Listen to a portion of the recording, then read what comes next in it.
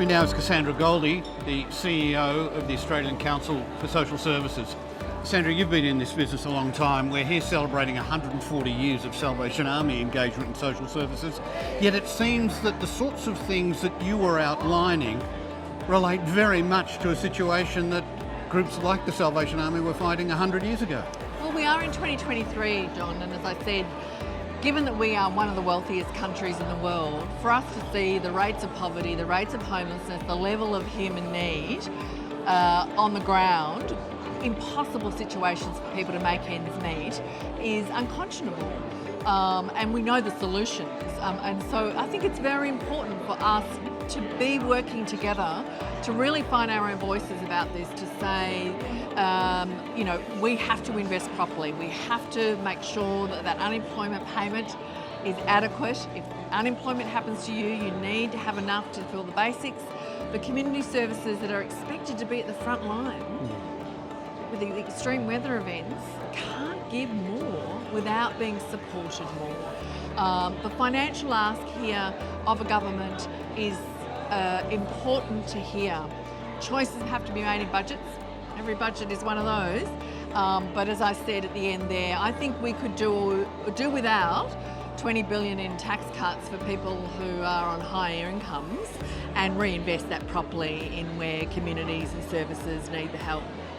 You've got an overview of the entire community services sector. What role do you see groups like the Salvation Army fulfilling? I think what's powerful about organisations like the Salvation Army is that you are both very much on the front line. Extreme weather events, disasters, the pandemic, and the daily grind for people who just don't have enough to make that budget, work.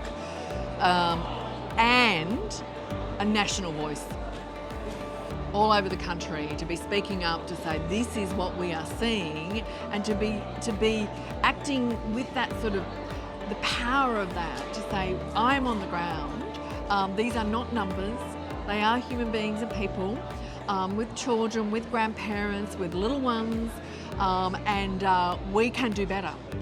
And to not get into that notion that somehow it's worthy, charitable work is worthy, as if somehow, it should always be with us. Of course, we will always need charities to be there in crises, to be, we've talked about in hospitals and places where people have terrible things happen. Beautiful, important work, but not things like trying to feed millions of people who now, because of the inadequacy of income supports and what's going on in the cost of living crisis, food has become a discretionary item and people genuinely can't pay to keep energy supplied into their meagre rental properties.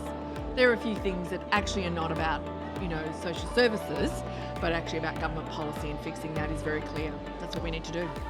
Cassandra Goldie, thanks so much for speaking with us. Thanks.